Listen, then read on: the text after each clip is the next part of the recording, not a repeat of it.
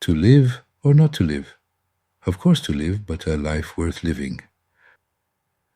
The pun of the title is not at all accidental. It shows that if we want to understand some concepts, we have to look at what they mean. Before proceeding, I would like to add that the name of a place or a person means a lot. For example, in North America, our well-known Indians called their children Sitting Buffalo, Grey Wolf, Black Cloud, Blooming Cherry. Wrong. This is a Japanese name. When somewhere else they were called Menelaus, Antigone, Iphigenia, Antinoos, Lysimachus, and others. The bad thing is that the inhabitants of the second area are no longer around to enlighten us regarding the meaning of the names. And to make the whole thing brighter, I will start with a little story I heard many years ago by Ilias Tsatsomiros. If the name does not ring a bell, just Google it.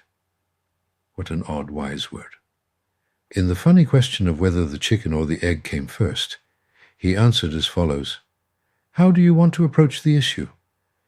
If you want to see what the word egg means, then you might even get the answer. And he went on. In the English language, the egg is called egg. That doesn't mean anything. In ancient Greek, however, the egg is called oon, omicron, omega, ene.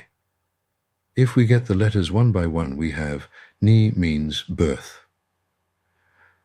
Omega identifies the infinite space, and omicron represents the finitive. So oon means the birth of the infinite in the finite space. End of story.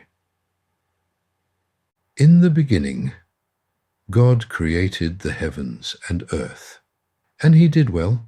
How else could he start? But in which language was it written? And what does it mean?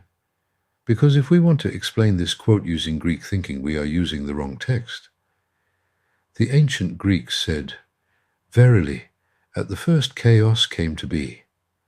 What I am trying to say is that if we want to understand the meaning of the various scripts, we should use the appropriate reference, because we cannot interpret the text of one language with the concepts of another.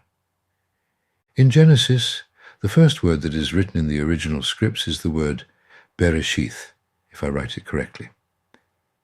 Each letter of the word has its own interpretation for the Kabbalistic scholars of the book of Genesis.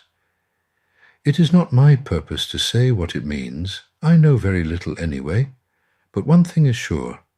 The translator did not follow the script much, except when he wrote the God, one and only, said, "We are," plural and not the plural of nobility. The above interpretation states clearly that a misinterpretation of the scriptures has occurred and the joint nature of the deity has been removed. In the case of the word Elohim, which refers to "we are," they translated a female plural word with a male singular.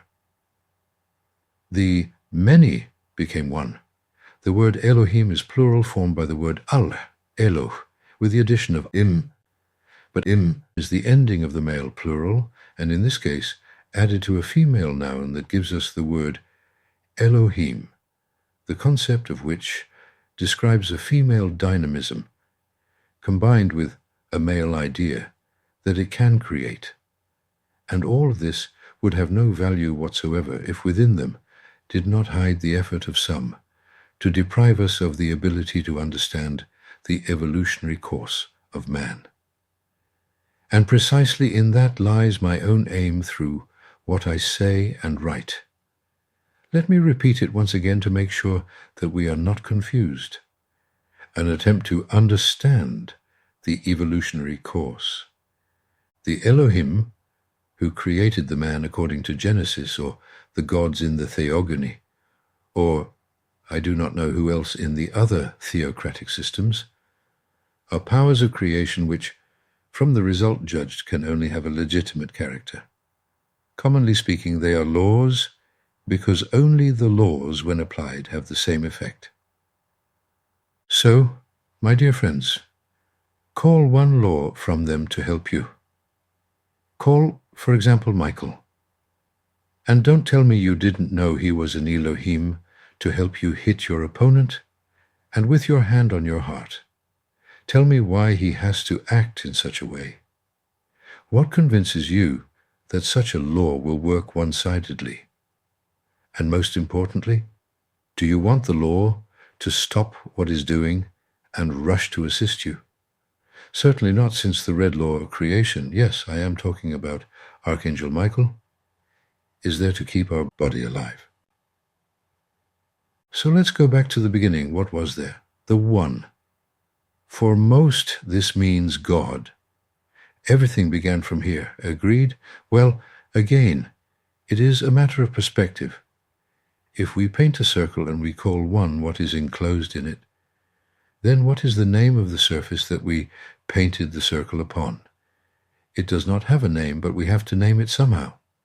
The surface is not the one, otherwise not one.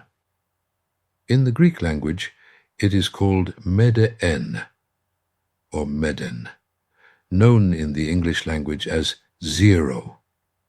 Therefore we have Greek zero. On this, we trace the circle. The act of engraving is the first chaos. What about the result of such a creation? The expressed God. And what does he carry? Only virtues. And not many, just 2. These virtues will then become qualities in his creations. And the whole procedure from here on goes rather smoothly.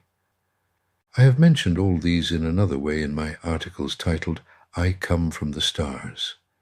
So we come from the stars, and if that is of any value, it is not to consider ourselves as aliens and wait for help from our brothers from Sirius. Not referring, of course, to the inhabitants of Syria, but to know the course of human evolution. We do not know for sure where we are going, but is there a chance that if we find out where we came from, it will help us get some idea of our final goal? Hence, the self that some are looking for. Made in the likeness of the One, and not of the Zero, gifted with the virtues of God, transforms them into properties of its existence to complete the work of creation. So what does this self carry, and what is the connection with the so-called Supreme Self? In the second part of the question, I answer none.